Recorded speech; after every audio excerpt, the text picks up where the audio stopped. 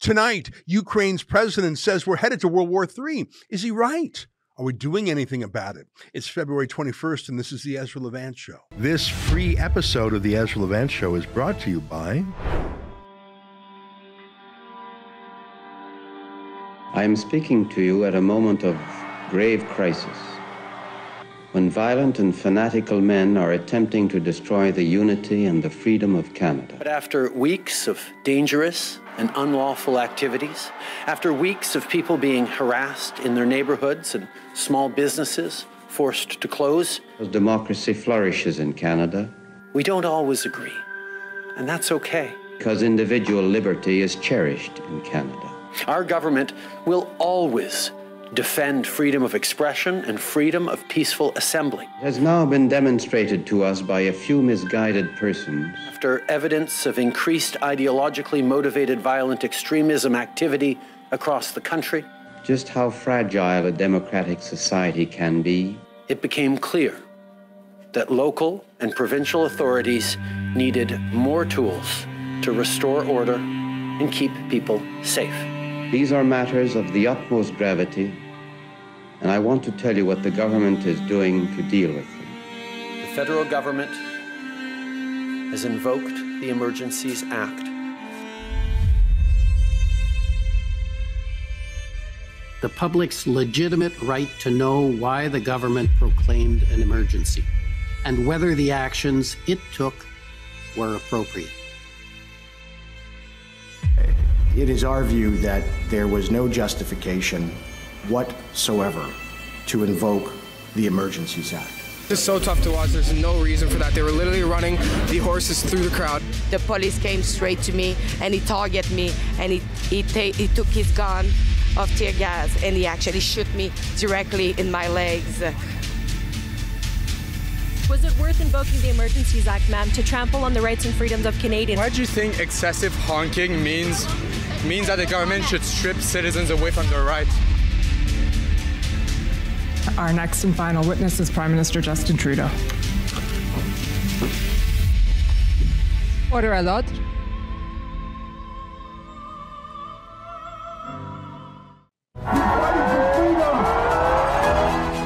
Shame on you, you censorious thug.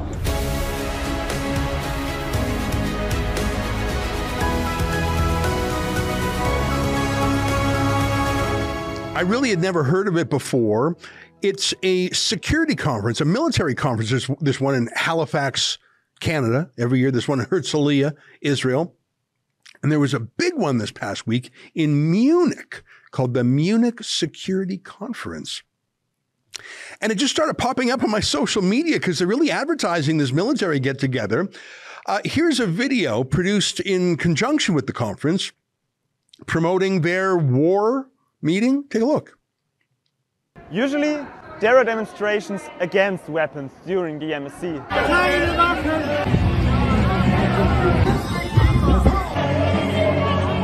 But this year, for the first time, there's a demonstration pro-weapons. Waffen für die Ukraine, stoppen Genozid!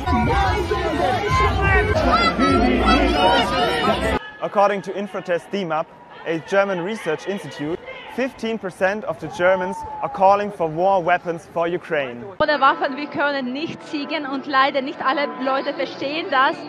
Aber wenn wir keine Waffen kriegen, wir werden einfach wie ein Volk sterben. We need all the weapons that our allies can provide us with. We not ask people of Germany fight for us, but we need the tools. 35% think the German support of Ukraine with weapons goes too far. The anti-Zico demo met for the first time 2002 to protest against war and weapons. Aus meiner Sicht sind die Waffen keine Lösung, sondern die Waffen verschlimmern die Probleme, bringen gigantische Zerstörungen. Ich verstehe es von dem Standpunkt her, dass die angewiesen sind eben auf unsere Unterstützung. Aber ein Aufrüstungskrieg, wo von der einen Seite immer mehr Waffen geliefert werden und die andere Seite immer mehr aufrüstet, das ist ein Teufelskreis. Russia's war changed a lot. Also the demonstrations around the MSC. Did you get that? Even the protesters this year are pro-war. Normally, the protesters at these war meetings are anti-war, but they're pro-war, I guess. And what's so exciting about this gathering of well, they're not really soldiers, are they? They're more politicians and business people than actual soldiers. But they're promoting the fact that it's women's time to shine when it comes to war. Take a look at this.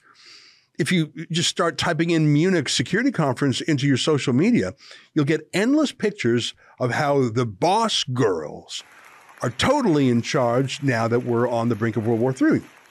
That's Kaja Kallas from Estonia. And of course, Sanna Marin is the new Prime Minister of Finland. She's, as you know, a bit of a party girl. Got in trouble, but just a little bit of trouble for going out dancing and having fun and doing girl stuff, you know. Now, I'm not sure who is sponsoring what, but the more I read about it and looked at all the photos and who was there and who was sponsoring it, it felt like it was kind of a military-industrial complex version of the World Economic Forum. World Economic Forum, as you can see, is about money, but the Munich Security Conference is about war. And Munich was where all the action was at this year. In fact, both father and son, George Soros, and his son, Alex Soros, were there. Here's Alex Soros tweeting, "When the GOAT, the greatest of all time, speaks, things happen. Annual Davos speech moves from Davos to Munich this year as we kick off the Munich Security Conference." Oh, I didn't know you could just sort of buy your way into those things. I thought maybe you had to be a defense minister. Just look through his Twitter feed. It's actually quite incredible. "Honored to kick off our annual Open Society dinner at the Munich Security Conference. War in Ukraine 1 year on. Public opinion in the West beyond.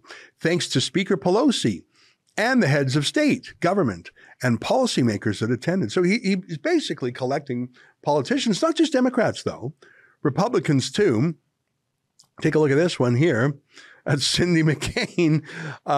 You may remember her late husband, John McCain. Just scroll through Alex Soros' Twitter feed. It's obvious there is money to be made in war. That's why George Soros is there. I mean, there's money made on the war side, selling equipment to destroy a country. And then there's selling the reconstruction of that country. You can get paid both ways. George Soros knows something about this. He's been doing this sort of thing since as a teenager. He helped round up Jews for Hitler in his native Hungary. Do you remember this interview with Steve Croft of 60 Minutes? Hungarian Jew who escaped the Holocaust by posing as a Christian. Right. And you watched lots of people get shipped off to the death camps. Right. I was 14 years old. And I would say that that's when my character was made. In what way?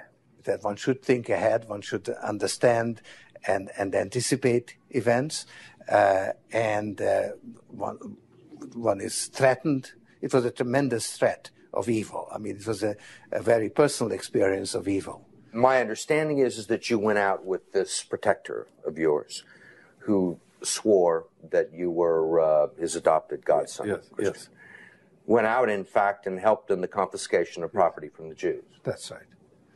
Yes. I mean, that sounds like an experience that would send lots of people to the psychiatric couch for many, many years. Was it difficult? Not at all. Not at all. Maybe as a child you don't see the connection, but it created no problem at all. No feeling of guilt. No. For example, that I'm Jewish, and here I am watching these people go. I could just as easily be there. I should be there. None of that. Well, of course, I could be on the other side, or I could be the one from whom the thing is being taken away. But there was no sense that I shouldn't be there, because that was, well, actually, funny way, it's just like in markets, that if I weren't there, of course I wasn't doing it, but somebody else would be taking it away anyhow. In other words, whether I was there or not, I was only a spectator, the property was being taken away. So I had no role in taking away that property. So I had no sense of... Yeah, he's sort of still at it.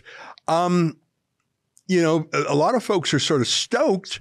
Here's some news about all the ammunition that is needed. They're just using it all for the first time they've had such a major war.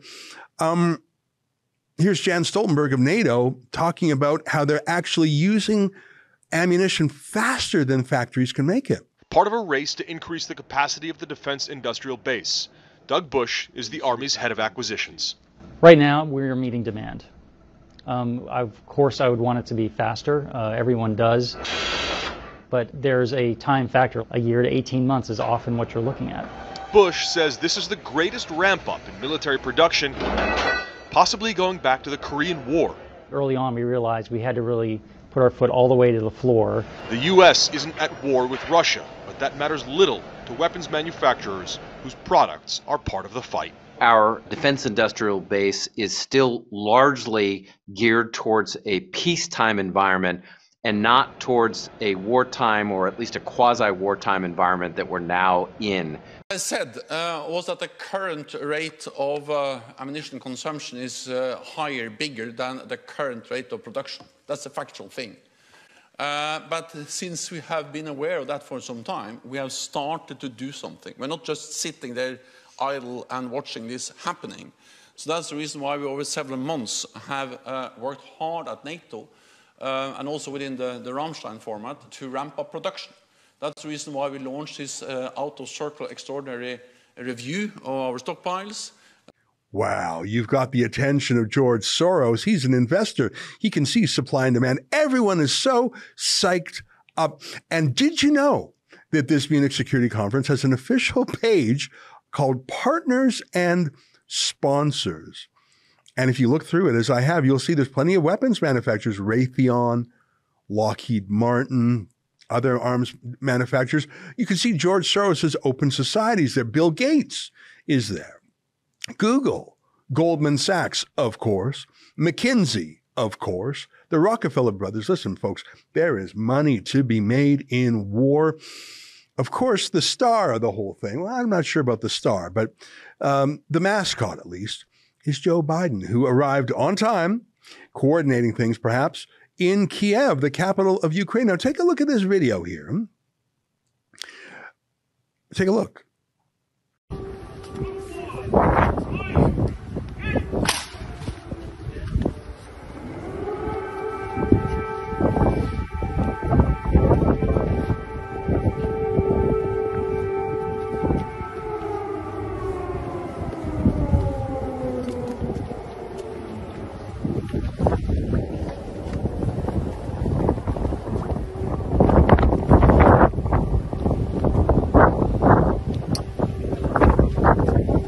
Now, there were sirens there, an air raid siren, the first in days, but there was no air raid. I just wonder if that was just a little bit of theater for Joe Biden. But Joe Biden wasn't going to be the only one to get the spotlight. Rishi Sunak, the new prime minister of the UK, even though he's not faced an election yet, he was in Munich, and he's so excited. Here's the headline of this story. Munich conference, Rishi Sunak says UK to provide Ukraine with long-range weapons, calls for new NATO charter. Why would you need a long-range weapon to defend in Ukraine? Ukraine is a fair-sized country. I call it middle size. But a long-range weapon, does that mean you're going to attack Russia itself? You know Russia's got nuclear weapons, right? And is this about defending Ukraine's territorial integrity, or is this about going to war with Russia? Here's the Russian Foreign Ministry that put out a tweet saying, quoting President Putin, Vladimir Putin, who gave a speech. In fact, he's been giving a series of speeches this week. Putin said, "We know that the West has been involved in the Kiev regime's attempts to strike at our strategic air bases. The drones used for these purposes were fitted with the assistance of Western specialists. And now they want to inspect our defense facilities?" It's another way of saying that Russia is suspending its participation in arms treaties. But look at this story in the New York Post, quoting Vladimir Zelensky talking to a German paper. Let me read the headline. China backing Russia in Ukraine would mean World War III, Zelensky. And let me quote Zelensky himself. This is in English. If China allies with Russia, there will be a world war. There will be a world war. And I do think that China is aware of that, he said. All right, well, here's China's reaction. It is the U.S., not China, that has been pouring weapons into the battlefield in Ukraine.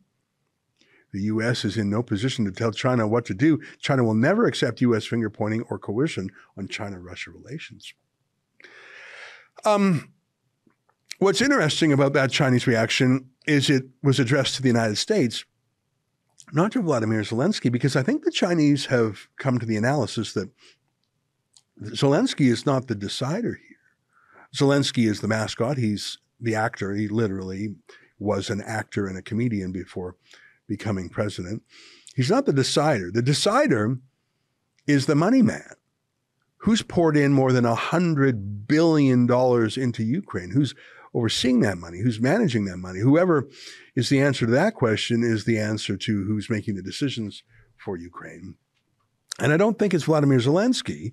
I think it may be Rishi Sunak and Joe Biden and what has been called the military-industrial complex. It may be Jan Stoltenberg. I think that Jan Stoltenberg of NATO and Rishi Sunak and Joe Biden have more say over what happens in Ukraine than Zelensky does. But look at this. Breaking. China's President Xi Jinping plans to visit Moscow for a summit with Russian President Vladimir Putin in the spring, seeking a more active role in shaping the outcome of the Ukraine war. That was after Zelensky's comment. You know, one of the most important things that happened during the Cold War was Richard Nixon breaking China away from the Soviet Union and trying to orient it towards the West. I don't know if you know that history. Richard Nixon was known famously as an anti-communist. He was very hard line on the thing. And yet he sent Henry Kissinger secretly to do shuttle diplomacy back and forth to China to convince China to break with the Soviet Union and aim that country towards the West. Because Nixon knew that if China and the Soviet Union got together, that would be an enormous military and economic force. I think that Joe Biden is sending those mighty countries back together financially, industrially, in terms of high tech. Russia has been selling its energy to China for a long time. But now Russia is importing from China automobiles, high-tech things like phones and computers. There is more Chinese money in Russian markets than ever before to fill the void left by the West's sanctions. And as you know, we sent our own reporter to Russia a few months ago.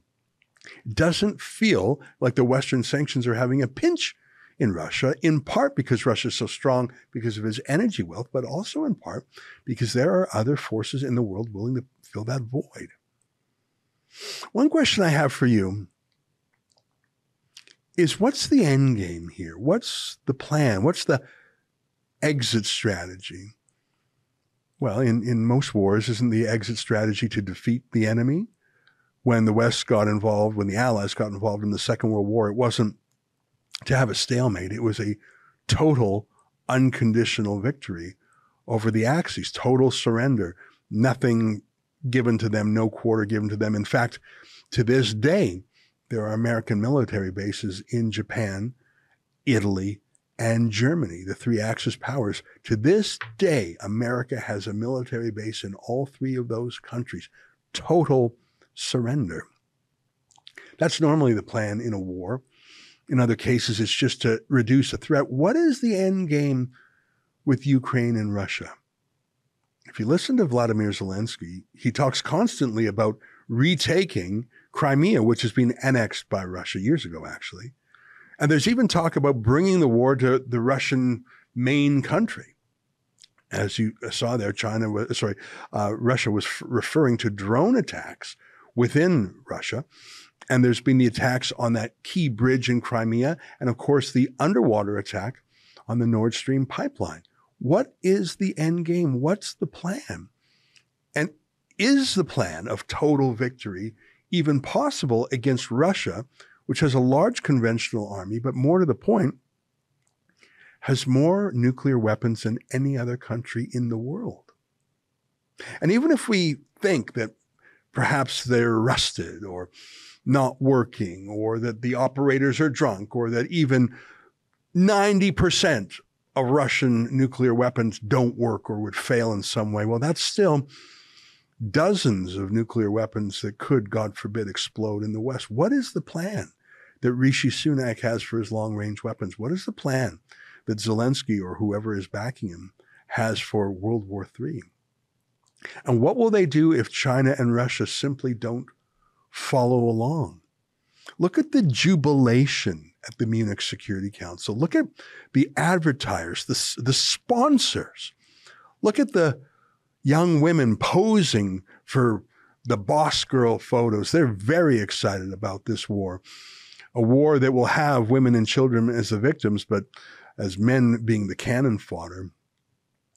I don't know what the answer is. I'm not a peacenik. I'm not pro-Russian. I'm not a leftist. I'm certainly not a communist. But what do you do when every person in the West apparently is hungry for war, either to make money or to act out some Cold War fantasy that never came true? What do you do when the West is running to war? Who would speak against it? I saw this video online this weekend. It's from a socialist named Claire Daly, a member of the European Parliament from Ireland. She's a socialist. I don't know if I have anything in common with her. I don't know if I trust her. I don't know much about her. But I listened to a couple of minutes of this speech and I thought, I can't disagree. Take a listen. 1 year on, as the war in Ukraine continues, when voices everywhere should be calling for a ceasefire and peace, this resolution is driving us in the opposite direction, so I proudly voted against it.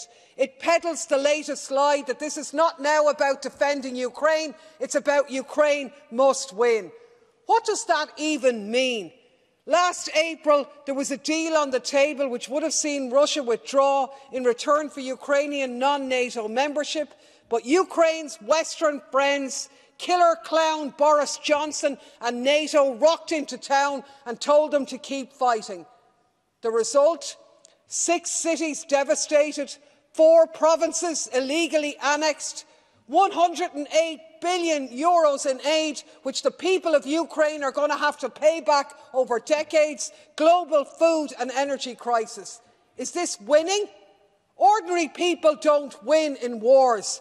They're cannon fodder in the games of others. And ye can shout glory in here all you like, but there's no glory in the grave, and only graves come out of this folly. It's time for people and the silent majority all over Europe to take to the streets this weekend and demand peace and an end to the war.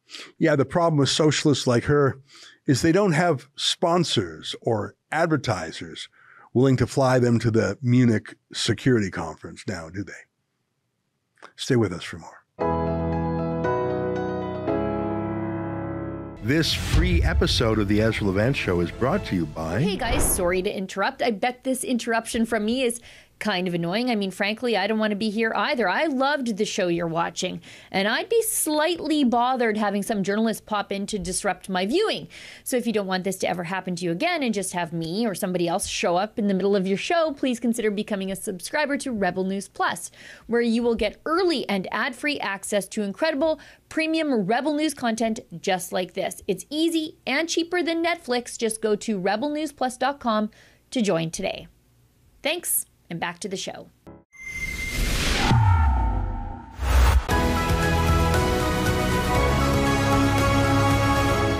Hey, let me read to you a newspaper article. Actually, it's from the Macdonald-Laurier Institute. And you tell me, was this written last week or last year? Ready? Only in a country with fragile, hysterical leadership could the trucker convoy be regarded as an emergency, justifying the infringement of liberties, of civil liberties. And let me read to you just a little bit more to help you with your guessing game. The headline itself is actually, there was no emergency, but don't expect the commission to throw the government under the trucks. Bruce Pardy for Inside Policy. Well, I'll take you out of your suspense. That was written December 6th, 2022, but it nailed it. I'm afraid to say Bruce Pardy called it. And of course, last week, the government's commission of inquiry, Judicial Commission of Inquiry, whitewashed the government's handling of the whole affair and actually said that bringing in martial law was justified. After careful reflection, I have concluded that the very high threshold required for the invocation of the Act was met. In particular, for reasons that I discuss in detail in the report, I've concluded that when the decision was made to invoke the Act on February 14, 2022, Cabinet had reasonable grounds to believe that there existed a national emergency arising from threats to the security of Canada that necessitated the taking of special temporary measures. I do not come to this conclusion easily, as I do not consider the factual basis for it to be overwhelming. Reasonable and informed people could reach a different conclusion than the one I've arrived at. Joining us now to talk about this and his prophetic column in the Macdonald-Laurier Institute is Bruce Pardy, Senior Fellow at the Macdonald-Laurier Institute, who is also the Executive Director of Rights Probe and a Professor of Law at Queen's University. Bruce, I guess if you're pessimistic and imagine the worst will come, you're never disappointed, your feelings are never hurt because you already accounted for the worst outcome. I myself, despite everything, am a foolish optimist, and I had thought that this judge would say, no, there just was not enough of a factual basis for a national emergency that could only be resolved through the Emergencies Act. Because if I'm not mistaken, that's the twofold test required to invoke the Emergencies Act. Is it a grave national crisis on par with a revolution or a war? And can it only be resolved by invoking the Emergencies Act as opposed to existing laws? And I thought this judge seems fair enough. The process seems fair enough. There's no way they will meet that high hurdle. And yet, here we are. Right. If you were going just by what you heard at the inquiry, the evidence that the witnesses gave, that would be an entirely legitimate conclusion. But this is not a court. It was never a court. It's supposed to look like one, but it's not. And its job is not the job of a court. Its job is ritual, if you like. The job is to go through a process that makes it look as though there is accountability. But that accountability is not delivered by the result. It's delivered by the process. So its purpose is served by going through all the trouble of hearing witnesses and having hearings and so on, because it gives the appearance of accountability. But we've had lots of inquiries and commissions in this country's history, and some of them lead to something, but many of them do not. And that's because they're not that kind of a process. This commission, like others, has the job of simply putting together a report. It's not a binding report. It can't find liability. The report may or may not be put on the shelf and ignored, but it is a mistake, and was a mistake from the beginning, to think that this was going to be a court-like process. There are applications outstanding challenging the invocation of the Act, and those applications hopefully will be heard in an actual courtroom. And those courts will undergo judicial review of the decision to invoke the Act, and hopefully they will do so in a rigorous way, comparing the facts to the threshold in the Act, and we'll find out legally whether or not the threshold was met. But that was first and foremost not the mandate of the commission, both in black and white, but also in reality.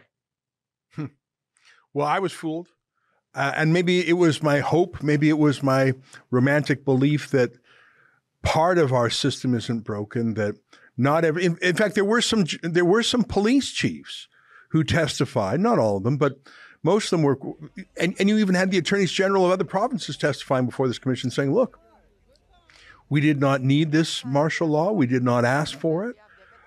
Many of the blockades were resolved before it was invoked, for example, at the Coots border crossing or at the Ambassador Bridge between Windsor and Detroit. And again, time after time, cop after cop said, we didn't need it. Sure, it gave us extra tools, but we were fine handling this on our own with some tow trucks. And, they cleared the Ambassador Bridge without incident in 2 days. I'm just astonished, and I'm a little heartbroken. And here's what I'm most worried about, Bruce, is that people like me who are laboring to still believe in the system will become disenchanted. I still believe in the system because I don't know what I would do if I didn't believe in the system. I don't know how I would handle that. I still believe in nonviolent solutions to problems. I still believe that our system may get it wrong at first, but eventually gets it right. I believe that the checks and balances, the pendulum will swing back. I believe those things, but it gets harder to believe those things. This felt like an inside job, felt like a stitch up. Well, yes. I mean, I know it feels that way, and you may have an argument there, but what I'm suggesting is that that's not really what it was designed for in the first place. So I'm, for example, I'm not accusing this judge of doing something he didn't believe was true. Now, you could disagree with it, and I do. I completely disagree with the conclusion. But that's not because necessarily the judge was biased in the way that we might say that. What I'm saying is this process, as imagined in the act itself and as put in place by the government, was not one that would logically lead to the kind of outcome that a lot of people were hoping for.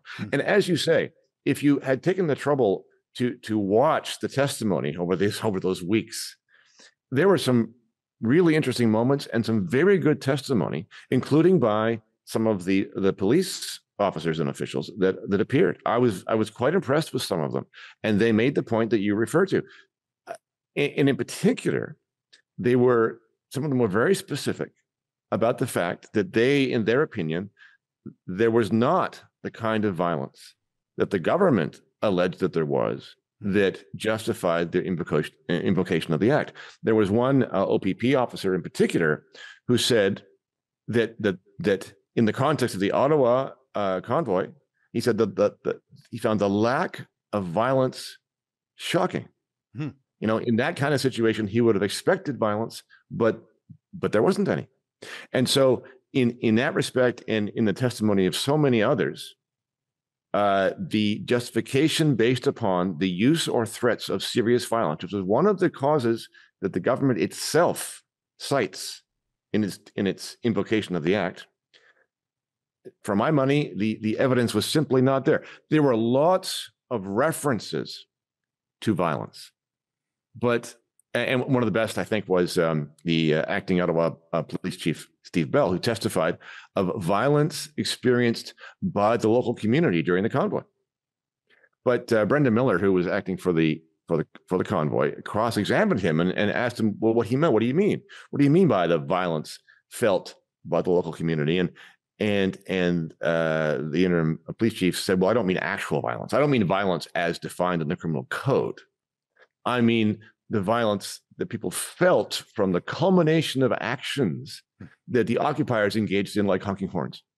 Here, let's take a listen to that outrageous clip. Take a look. So is it fair to say that when you use the phrase violence, you're not actually describing any form of physical assaults, are you? Well, physical assaults do contribute to what I'm describing. I was specifically describing the violence that our community felt as a result of the culmination of actions that the occupiers engaged in.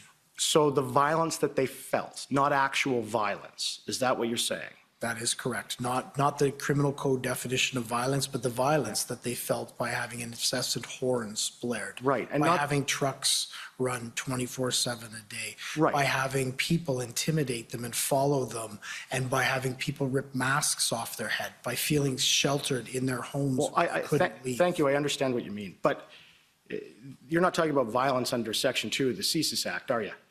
No, I'm not. Thanks. That's not a real cop. That's a political activist wearing a badge.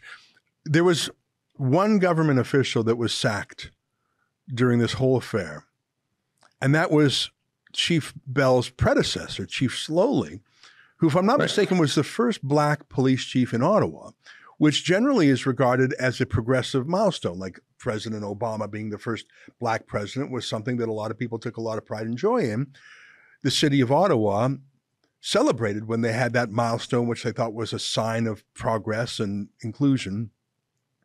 Chief Slowly was not willing to take the hard line against hot tubs and bouncy castles and horn honking that Chief Bell was. It reminds me a little bit of Jody Wilson-Raybould, the first Indigenous justice minister who refused to bend the knee to Justin Trudeau. So he fired her and replaced her with David Lametti, who would literally do anything. Chief Slowly was fired because he wouldn't do the... In fact, we saw testimony that Parliament was interfering with this city police chief, and he was sacked, and they put in Chief Bell, who would literally do or say anything. The only guy who was fired for this whole thing was the only honest cop around. I find that heartbreaking. Yes, well, there was so much testimony about what was going on behind the scenes, which was very interesting. But it gave the impression of a comedy of errors and failure to coordinate and failure to administrate. And what you ended up with were a lot of big trucks parked in downtown Ottawa that weren't going anywhere. And through the whole thing, one of the inescapable facts basically was this: there was an illegal act going on. That act was parking. The trucks were illegally parked. And yet nobody saw fit to do anything about it, or perhaps they weren't able. But that was pretty much the extent of the illegality. At one point, a private group of citizens brought an injunction to the court to stop the trucks from honking. And the court issued an injunction against the honking, and the truck stopped. So at the time the Emergencies Act was invoked, the only illegal act that was actually happening was illegal parking. And if you put it that way, you can see how absurd this is, that we would invoke a National Emergencies Act because somebody has illegally parked. That was the bottom line.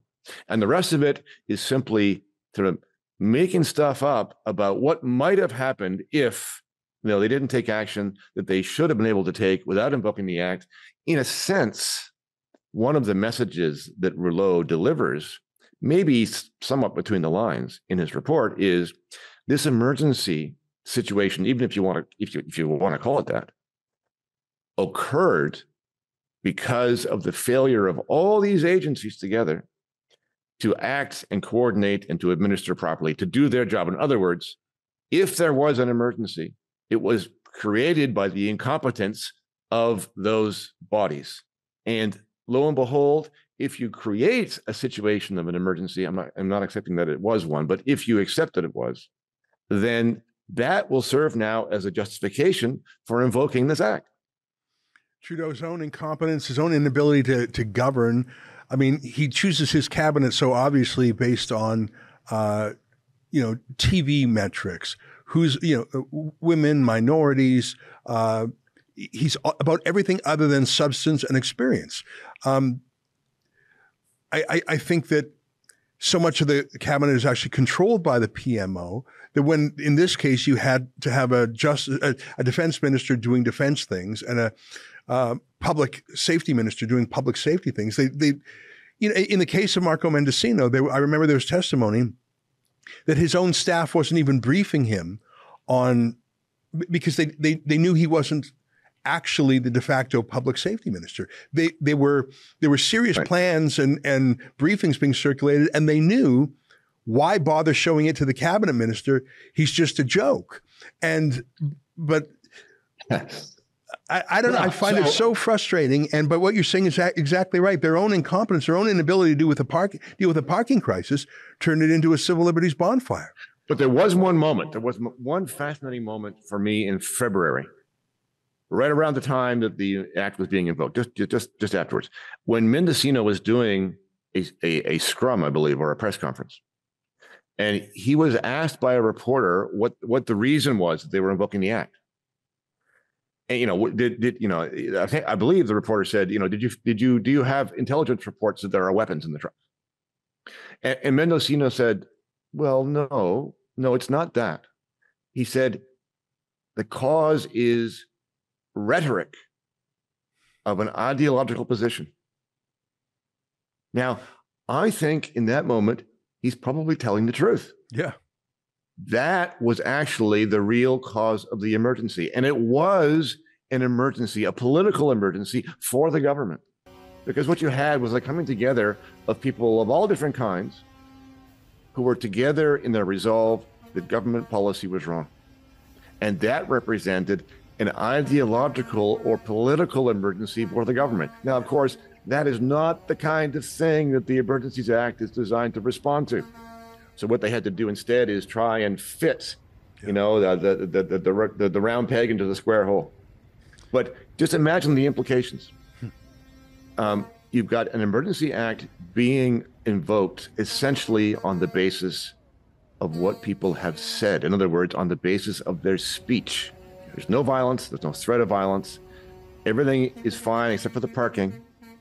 But it is the rhetoric. The free speech of people is essentially, Mendocino is suggesting, the cause that constitutes the emergency. There was also testimony that, of course, Trudeau was embarrassed abroad. Diplomats were remarking on how this was being covered around the world. And we know that this was one of the first times that Canada had the riveted attention of the world. Sure. Right. Right. And Chrystia Freeland testified about receiving, a note from her American counterpart at one point, worrying that Canada sort of looked like a banana republic. There was no question the government was embarrassed. No question. But again, the trick was in translating that embarrassment into what would constitute a national emergency under the Act. And of course, based upon the evidence that I heard, and I didn't hear every single minute of the testimony during those weeks, but I heard a lot of it. Mm-hmm. And I heard nothing that would, in my mind, have justified invoking the Act. Yeah. Here's what I think is going to happen. I think I meet a lot of people in person, and I meet even more people through emails and online social media. And I meet a lot of people who are acting in good faith, who want to do the right thing, want to be good citizens and do what's right, that they believe their whole life was right. But they no longer see a country that makes sense to them. Mm-hmm. And so I see the growth of alternative worldviews, alternative explanations for things. I see people reaching out for obscure legal theories, that don't actually have a base. Like there's this lady, I've forgotten her name. She's a Filipino-Canadian lady who calls herself the Queen. I've just forgotten her name right now. Who's saying, I've heard of this. Yes, I'm the true Queen of Canada. I have the legal authority, and like there's all sorts of I would call them bizarre, alternative, conspiratorial. I don't want to use that word a lot because that's a word that liberals use to denounce anything that they don't like. But I see, I see good people giving up on the courts, giving up on the police, giving up on political parties, giving up on every single establishment system that has proven them wrong, giving up on doctors who they once trusted above all else, giving up on the courts who they thought, well, at least they've got my back when it comes to civil liberties. I see the worst. You're right.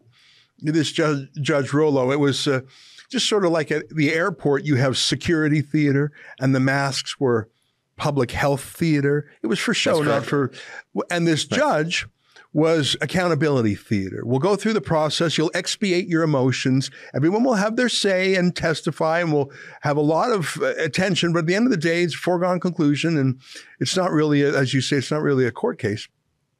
Right. But the problem is, I think that people were hoping that there would be some reaction, some correction, and they're going to say, well, what is the point?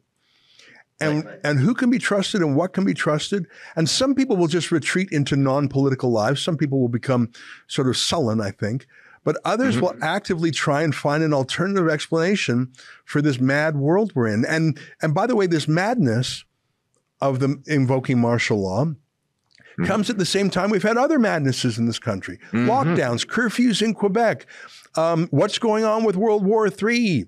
Is that coming? What's going on with the World Economic Forum? What's going on with the economy? I mean, all of a sudden you have this confluence of chaos, and the things we could rely on, we can't anymore. That's the worst part about this Judge Rouleau to me, is that he just helped bring the administration of justice into disrepute, and he didn't convince any trucker that the martial law was fine. He didn't convince a single skeptic that what Trudeau did was right. What he did is he confirmed for them the belief that the entire establishment is rotten. That's my view. Right. Well, this is both the downside and the silver lining, right? So the downside of all of this COVID stuff, including the process afterwards, the downside is that people's faith in our institutions will crumble because of what they perceive, as you described. That's also the silver lining, because they will be able to see in a way they've never seen before how it actually works. Because how things are working now, they may seem more extreme and more strange and more inexplicable than they ever have. And there's certainly truth to that. But on the other hand, we've been going down this road a long time, and people just haven't been paying attention. It's simply that they haven't seen what's going on. It's not that that wasn't happening. It's that they haven't seen it. And so we're now in a period, I think, especially with respect to COVID, where the authorities have reached too far.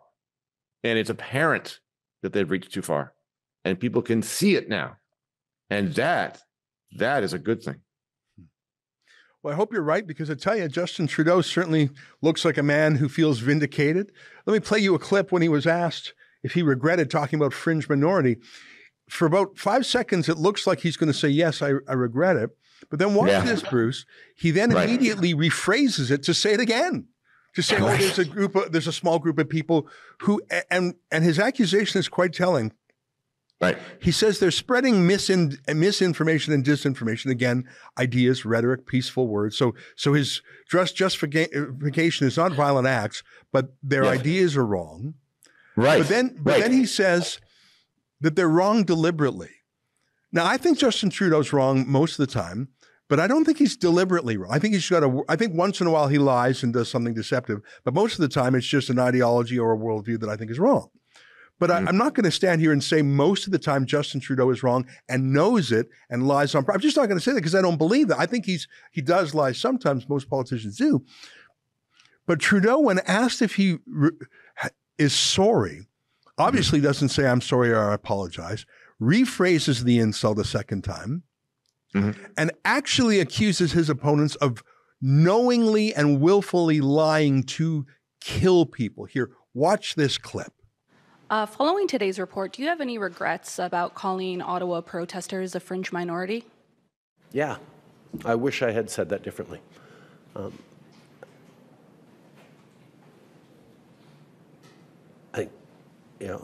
As I look back on that and as I've reflected on it over the past months, not just freshly from this commissioner's report, I wish I had phrased it differently. The fact is, there is a very small number of people in this country who deliberately spread misinformation and disinformation that led to Canadians' deaths, that led to excessive hardship in people who believed them. I continue to be very, very firm against those individuals. But that is a small subset of people who were just hurting and worried and wanting to be heard. And as much as I tried to emphasize throughout the time that, of course, we're always going to stand up for freedom of speech and freedom to protest peacefully, I wish I hadn't said something that was able to be spread larger. If I had chosen my words a bit careful, been more specific, I think things might have been a bit easier. Yeah. Look at how slippery he is. No, he has never apologized. The only apologies Justin Trudeau has made in 8 years as prime minister is to apologize for what other people have done, to apologize for the genocide committed by other people, to apologize for things Stephen Harper did, to apologize when he himself commits a mistake. It's a learning opportunity for you, but certainly not an apology moment for him. He's quite something. I think there's a skill there. I might diagnose it as a sociopathy, but there it is. Sure. Well, no, listen, Justin Trudeau is very good at what he does. He was one of the best witnesses at the commission. He's very, very smooth, very practiced at whatever it is he's peddling it well. But look, there is a real problem, as people probably are aware, with this idea of misinformation. And unfortunately, this is a term I believe that shows up in the report as well, which is even more concerning. But we are also sort of playing this game too. Look, here's the idea, as far as I'm concerned. In a free country, you're not entitled to the truth. The truth is your business to work out. The fact that somebody says something that's not true is going to happen if they have free speech. That's the way free speech works. So when we accuse other people or when they accuse us of disinformation, that's not saying anything. You're allowed to say things that are not true in a free country. Politicians lie all the time. And, nobody likes it. I don't like it, but I wouldn't expect otherwise. If you're a citizen in a free country, your job is to hear what everybody's saying, to assume that they are maybe not telling you the truth, and then to work out the truth for yourself. You cannot blame people, whoever it happens to be, for saying something that might not be true. That's not the obligation. You're allowed to say what you think, not because they're true, but because that's what you think. Yeah. And so I would like to shift the framework of this truth-telling idea, and I would like these two words, misinformation and disinformation, to be expelled from our public discourse, because they don't make sense if we are pretending to live in a free country. Well, I think you're going to see those words. Those are the words of the year for 2023. But no doubt. In C11 and C18 and other proposed bills, the old C36, the Online Harms Act, which hasn't even been introduced yet, those are 4 pieces of legislation that Trudeau has lined up. And that's exactly what I mean. This is the path we're on. We're on the path of trying to enforce the government is trying to enforce the idea that your obligation is to tell the truth, according to their definition, of course. Yeah. But even that first notion that you are obliged to be truthful is incorrect if we are living in a free country. Yeah, interesting. Bruce, it's great to catch up with you. As always, we've been talking to Professor Bruce Pardy. He's the executive director of Rights Probe. Of course, he's a senior fellow with the Macdonald Laurier Institute, where he wrote his prophetic piece in December. And he's a professor of law at Queen's University. Great to see you again. Thanks, Ezra. All right, there you have it. Stay with us. More ahead. This free episode of the Ezra Levant Show is brought to you by... Have you checked out the fresh new swag we have at rebelnewsstore.com? Like this nifty Resistance trucker sweater. We have warm, cozy sweaters, t-shirts, mugs, hats, phone cases, you name it. Everything to fit your freedom-loving needs, or maybe even trigger a liberal family member or friend. And for a limited time, you can use code TAMARA10 at checkout to save 10% off of your total order. So head on over to rebelnewsstore.com, check out all of our new designs, make some purchases, and use code TAMARA, that's TAMARA 10 at checkout for 10% off your order. Head on over, check it out.